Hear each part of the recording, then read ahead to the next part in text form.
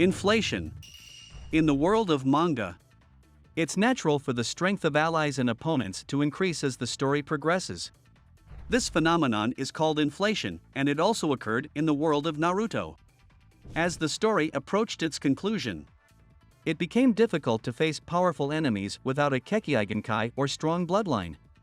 As a result, many ninjas were left behind in the power inflation. This is especially true for characters who appeared in the early to mid parts of the story. Generally, characters other than the main ones had limited opportunities to shine. However, there are characters who, despite their early appearance, managed to maintain a certain level of status until the end. In this video, we will introduce 5 early characters who were not left behind by inflation until the end. Please understand that this discussion contains a lot of personal opinions. First character. The first character is Hatake Kakashi. Once considered greater than the legendary Sannin. He is the son of Hatake Tsukumo, known as the White Fang of the Leaf. And Kakashi himself was said to be one of the most genius ninja in Konoha, becoming a Genin at 5, a Chunin at 6, and Jonin at 12. In the early stages of the story, he effectively used his Sharingan to copy techniques and read opponents' movements in battle. Among all this, I believe this scene remains in the memories of many readers. It's the depiction of him overwhelming the demon of the hidden mist, Momochi Zabuza, during the Land of Waves arc. He was careless in their first battle though. At that time, it was thought that not many characters stronger than Kakashi would appear. However, the world of Naruto gradually experienced more intense power inflation. As a result, Kakashi's prominence began to fade slightly from the early parts of the story. Particularly when Naruto finished his 2.5-year training and began fighting the Akatsuki. Readers became concerned, considering he only had the Raikiri besides the copied techniques. However, it's not like Kakashi didn't do anything while Naruto was training for 2.5 years.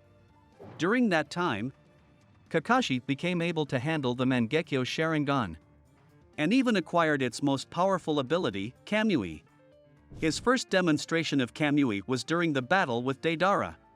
He showcased the incredible ability of Kamui by sending Deidara's exploding clone to another dimension.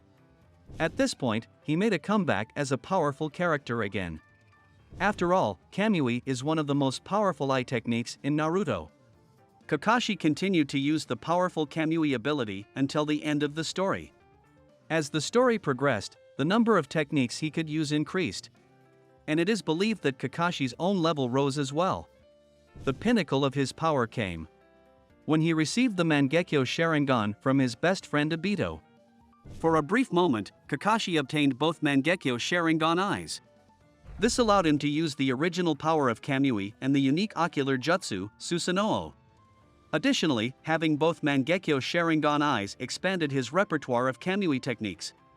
Combined with Susanoo, techniques like Kamui Shuriken and Kamui Raikiri were effective even against Kagaya. Kakashi was depicted as strong from the beginning, but he was able to grow alongside the other characters.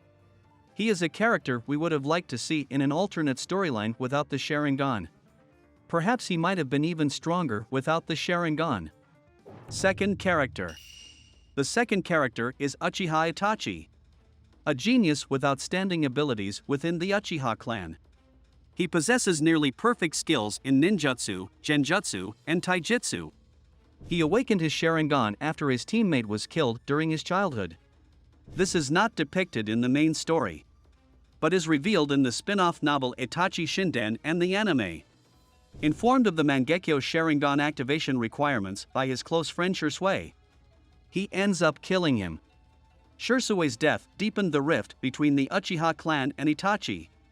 During this time, it became apparent that if the Uchiha clan incited a rebellion, it would result in many casualties within the village and trigger a great war.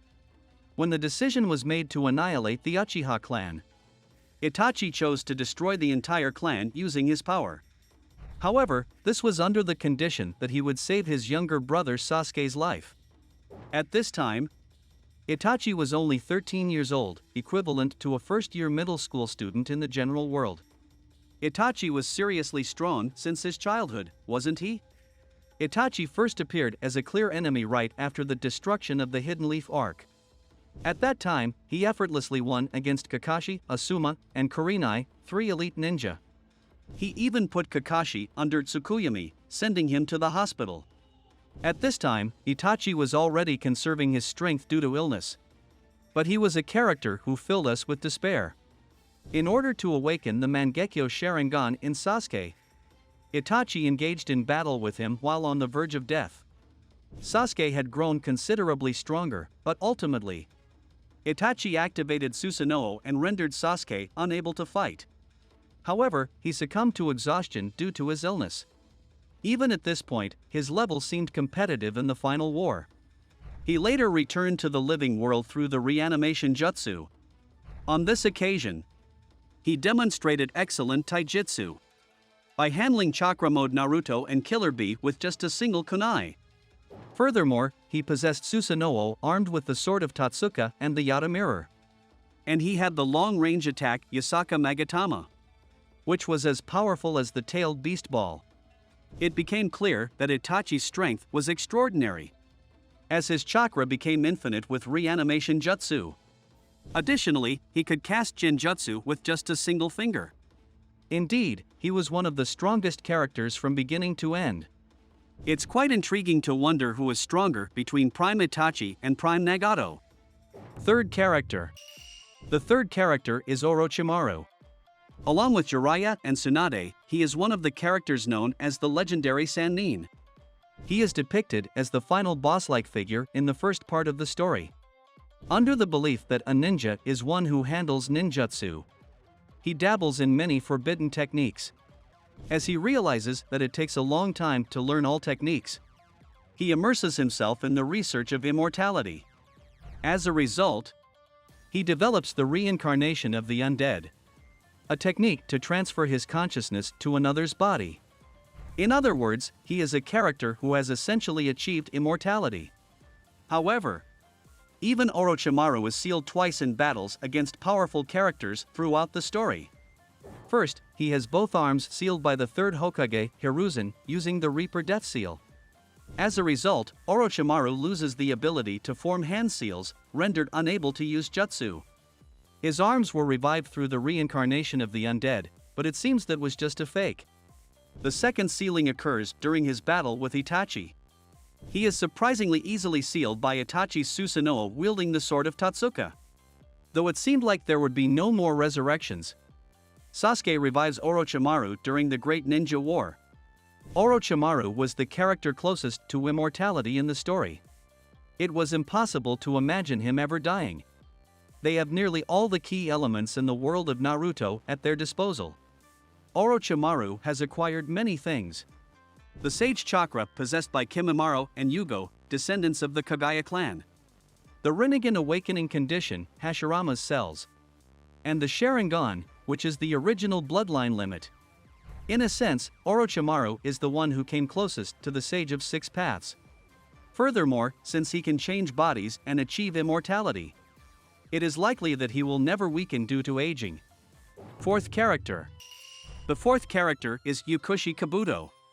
He first appeared in the Chunin exams and is also Orochimaru's close associate. He excels in analytical and information gathering abilities, to the extent that even Orochimaru is wary. In the early stages of the story, they participate in the Chunin selection exams to cause the destruction of Konoha. At this time, he disguised himself as a senior who had failed the exam multiple times. At this stage, he is said to be as skilled as Kakashi by Orochimaru. Moreover, he is praised by Tsunade for his jutsu aptitude, which she considers to surpass even the prime of herself.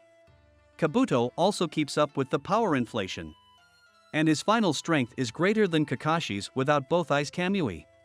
He modifies his own body, implants Orochimaru's cells, and incorporates Hashirama's cells for a powerful body. He masters Sage Mode on his own end, possesses powerful Sage techniques such as Inorganic Reincarnation and White Rage. On top of that, he can use the Reanimation Jutsu. There are scenes where he fights and corners Sasuke and Itachi, who was revived by Edo Tensei, at the same time.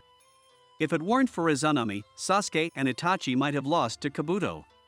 Kabuto is a character who, rather than being left behind by the power inflation, dopes himself to keep up with it. The White Rage technique was just too powerful, as it even pierced through Sasuke's Susanoo. Inorganic reincarnation was also a simple yet powerful technique. It's hard to believe that he now runs an orphanage. Fifth character.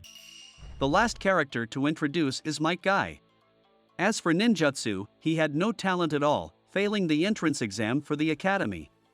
However, he makes up for this shortcoming with an unyielding spirit and blood, sweat, and tears in his efforts. As a result, he has reached the level of a taijutsu specialist. Honestly, based on his appearance, one might think he would be a disposable character quickly eliminated from the story. It was during the battle against Madara in the Great Ninja War that guy's true strength became evident. In the fight against Madara, when it seemed that he was the only one left who could fight, he finally opened all 8 gates. In this state, he used the final secret technique Night Guy and gave it his all. At that time, Madara praised him, saying, "There is no taijutsu user better than you." Up until that point, no one had been able to inflict significant damage on Six Paths Madara. But Guy sacrificed his life to do so. Guy had the trump card of the forbidden jutsu, the 8 gates formation. He had his moments in the final storyline and managed to keep up with the power inflation throughout the series. However, since the 8 gates formation is a desperate move, it might not be enough to call him truly powerful. But Guy in the state of opening up to the 7th gate can definitely be asserted as strong. In the state of opening the 7 gates, he releases techniques like Daytime Tiger and manages to capture Kisame. Furthermore, he has enough power to break through Kisame's Great Shark Bullet technique. Of course, the 8 gates released formation has its drawbacks. However, I believe it was because of this technique that he was able to keep up with the power inflation. The 8 gates seem to have gradually inflated in power as well. Conclusion. In this video, I introduced shinobis who didn't fall behind in power inflation until the end of Naruto. There is also the character Kabuto, who became too strong instead of being left behind. However, it's still nice to see the initial characters appearing until the end, isn't it? That concludes this video. Among all the characters, were there any that you think have inflated in power? If there are any characters I haven't mentioned, I would be happy if you could share them in the comments. Please subscribe to the channel and give a thumbs up. Thank you for watching until the end.